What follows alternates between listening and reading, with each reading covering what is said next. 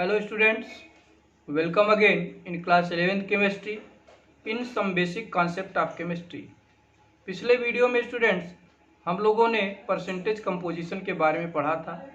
आज हम लोग पढ़ेंगे एम्पिरिकल फार्मूला और मॉलिक्यूलर फार्मूला के बारे में, और अगर हमको परसेंटेज कंपोजिशन पता हो तो कैसे हम एम्पिरिकल फार्मूला और मॉलिक्यूलर फार्मूला को डिटरमाइन कर सकते हैं। एम्पिरिकल फार्मूला और molecular formula.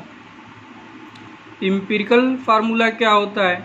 It represents simplest whole number ratio of various elements oblique atoms present in a compound. Empirical formula क्या बताता है?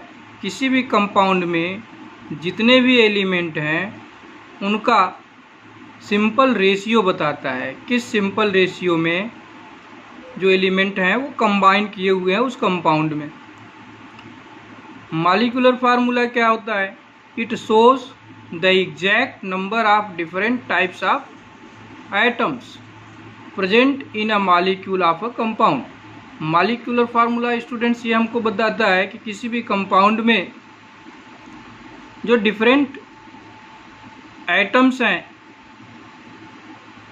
वो टोटल कितने हैं इन द नंबर, या डिफरेंट एटम उस कंपाउंड में किस नंबर में एक दूसरे से कंबाइन करके कंपाउंड का फॉर्मेशन किए हुए हैं। यहाँ दो इम्पॉर्टेंट पॉइंट एम्पिरिकल फार्मूला और मॉलिक्यूलर फार्मूला को कैलकुलेट करने के लिए हमारे पास है। जैसे if percentage of each element is known of a compound, then empirical formula can be determined। तो परसेंटेज कंपोजिशन से अगर हमको ये पता हो जाए कि किसी भी कंपाउंड में जो एलिमेंट हैं उनका परसेंटेज क्या है, सारे एलिमेंट का अगर परसेंटेज हमको मालूम हो जाए तो उस कंपाउंड का एम्पिरिकल फार्मूला हम निकाल सकते हैं, डिटरमाइन कर सकते हैं। और इफ़ मोलर मास, अगर उस कंपाउंड का molar mass and empirical formula of a compound means किसी भी कंपाउंड का मोलर मास और एम्पिरिकल फार्मूला नोन हो, हमको पता हो, then we can calculate molecular formula. तो हम मॉलिक्यूलर फार्मूला क्या कर सकते हैं? कैलकुलेट कर सकते हैं, ऑब्टेन कर सकते हैं। That means if molar mass and empirical formula of a compound is known, then molecular formula can be obtained। तो किसी भी कंपाउंड का एम्पिरिकल फार्मूला और मॉलिक्यूलर फार्मूला हम डिटरमाइन कर सकते हैं अगर उस कंपाउंड के एलिमेंट का परसेंटेज हमको पता हो। तो कैसे करेंगे स्टूडेंट? इसके लिए हम एक एग्जांपल लेते हैं और इस एग्जांपल से समझते हैं कि how we can determine the empirical formula and molecular formula if percentage of each element is given and also the molecular mass is given of that compound। For example, a compound contains 4% hydrogen, 24% carbon and 72% chlorine। Its molar mass is 99 gram। What are its empirical and molecular formulas? ये question है। Question में carbon, hydrogen और chlorine इन तीनों का percentage दिया है और molecular mass भी दिया है कंपाउंड का। तो इससे हम कैसे एम्पिरिकल फार्मूला और मॉलिक्यूलर फार्मूला को डिटरमाइन कर सकते हैं, तो इसका सलूशन हम लोग देखते हैं। तो स्टूडेंट्स हमको ये पता है परसेंटेज ऑफ हाइड्रोजन ये दिया गया, it is given 4%। Percentage of carbon it is also given 24% and percentage of chlorine it is also given 72%। तो इस तरह से इन तीनों का परसेंटेज दिया गया है। तो हम लोग इसको स्टेप वाइज सॉल्व करते हैं। फर्स्ट स्टेप में क्या करेंगे students? We will convert the mass percent into gram by assuming 100 gram of compound in starting sample. तो सबसे पहले हम क्या करेंगे, जो मास परसेंटेज में दिया गया है उसको ग्राम में कन्वर्ट करेंगे। और इसके लिए सिंपली हम क्या करेंगे, एज्यूम कर लेंगे कि जो स्टार्टिंग सैंपल है उसका अमाउंट हमारा कितना है 100 ग्राम। अगर हम 100 ग्राम ले लेंगे तो मास ऑफ सैंपल इन ग्राम क्या हो जाएगा, टोटल 100 ग्राम। इसको हमने एज्यूम कर लिया कि सैंपल जो है वो कितना है 100 ग्राम। तो 100 ग्राम में मास ऑफ हाइड्रोजन कितना होगा, 4% है, तो 4/100 इंटू 100 इक्वल टू 4 ग्राम। इसी तरह से मास ऑफ कार्बन कितना हो जाएगा, 24% दिया है, तो 100 ग्राम में 100 का 24% कितना आ जाएगा, 24 ग्राम।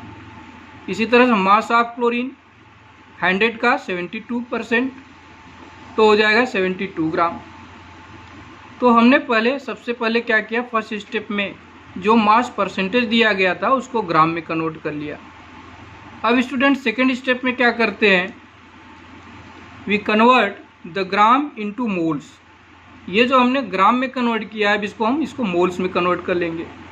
तो मोल्स में कन्वर्ट करने के लिए क्या करते हैं, हम जो गिवन मास है उसको हम एटॉमिक मास से डिवाइड कर देंगे।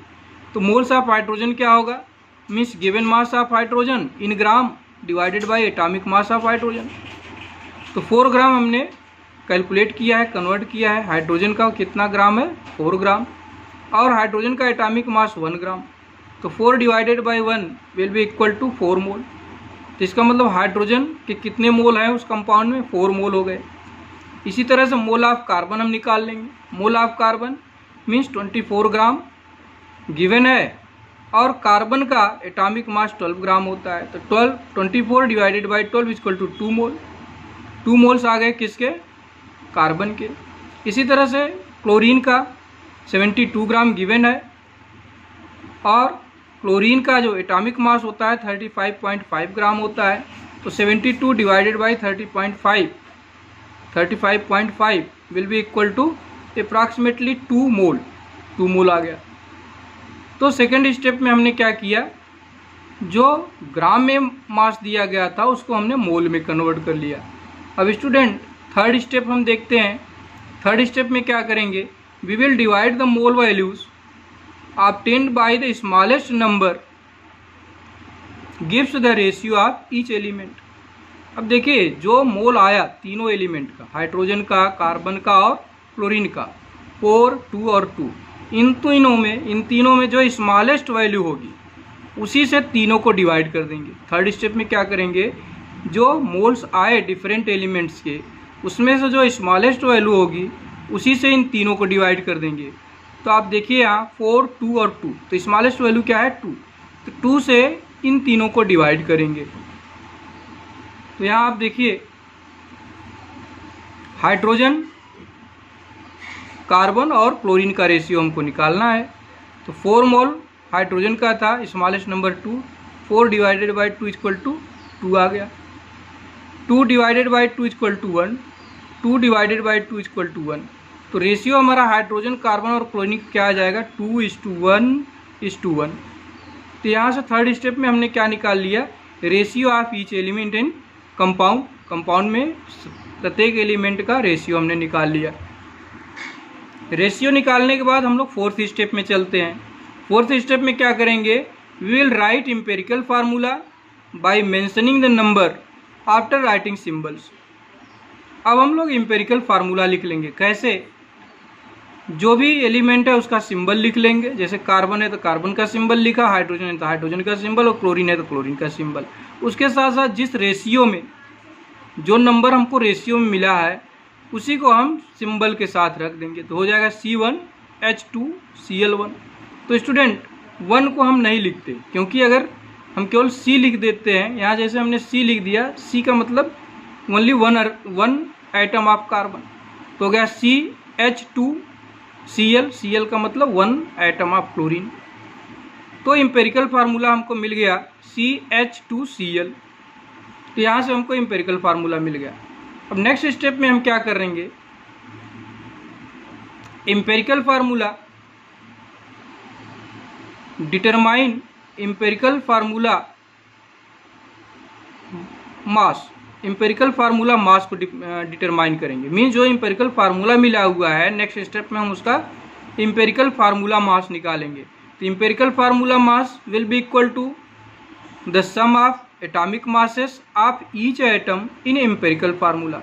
मीन्स इम्पेरिकल फार्मूला में जितने भी एलिमेंट दिए गए हैं उन सबका एटॉमिक मास हम ऐड कर देंगे तो हमको क्या मिल जाएगा, इम्पेरिकल फार्मूला मास.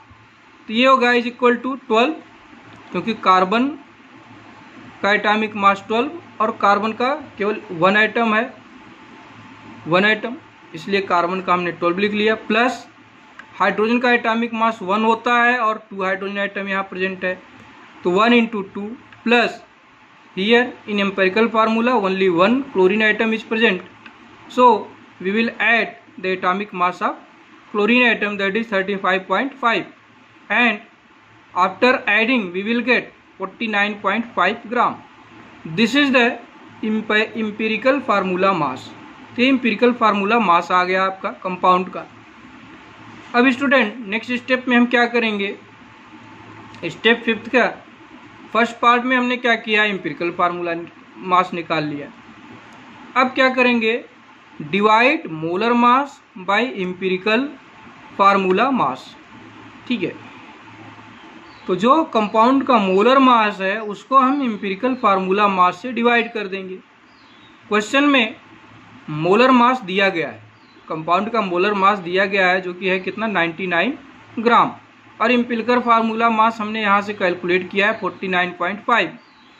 तो मोलर मास जो कि 99 ग्राम है उसको डिवाइड कर देंगे एम्पिरिकल फार्मूला मास जो कि है 49.5, ये हमने कैलकुलेट किया है. डिवाइड करने के बाद आता है ये एक नंबर, हमको सिंपल होल नंबर मिल गया 2, जिसको हम n से डिनोट करते हैं. 2 क्या है, 2 एक सिंपल होल नंबर मिला after dividing molar mass by empirical formula mass and it is represented or denoted by n से डिनोट करते हैं. थर्ड पार्ट में क्या करेंगे, multiply empirical formula bye n, जो हमको एम्पिरिकल फार्मूला मिला था उसी को n से मल्टीप्लाई कर देंगे, जो n हमको मिला है. तो एम्पिरिकल फार्मूला स्टूडेंट्स हमको मिला था CH2Cl और n की वैल्यू क्या है हमारी 2 है, n की वैल्यू क्या है 2. एम्पिरिकल फार्मूला CH2Cl और n की वैल्यू 2 आई है, तो n की वैल्यू 2. क्या करेंगे, इसी 2 से इस एम्पिरिकल फार्मूला को क्या करेंगे, मल्टीप्लाई कर देंगे, तो हमको क्या मिल जाएगा, मॉलिक्यूलर फार्मूला. तो क्या हो जाएगा, C1 है तो C, इसको 1 को 2 से डिवाइड करेंगे तो C2 हो जाएगा. ये 2 से 2 को मल्टीप्लाई करेंगे, 1 को 2 से मल्टीप्लाई करें 2 आया C2, 2 को 2 से मल्टीप्लाई करें 2 2 जा 4 C2H4, Cl के साथ 1 लगा हुआ है, 1 को 2 से मल्टीप्लाई करेंगे 2 आ जाएगा, तो C2H4Cl2. तो इस तरह से हमको मॉलिक्यूलर फार्मूला भी कंपाउंड का मिल गया. तो इस तरह से स्टूडेंट हम मॉलिक्यूलर फार्मूला और एम्पिरिकल फार्मूला किसी भी कंपाउंड का निकाल सकते हैं अगर हमको क्या मालूम हो, कंपाउंड में जितने भी एलिमेंट हैं उनका परसेंटेज पता हो, उसके साथ साथ कंपाउंड का हमको क्या दिया गया हो, मॉलिक्यूलर मास. तो ये 5 स्टेप्स हैं, इस 5 स्टेप को फॉलो करके हम किसी भी अननोन कंपाउंड का एम्पिरिकल फार्मूला और मॉलिक्यूलर फार्मूला डिटरमाइन कर सकते हैं अगर हमको सारे एलिमेंट का परसेंटेज पता हो. सो स्टूडेंट्स, आज के लिए बस इतना ही. We will continue in next video.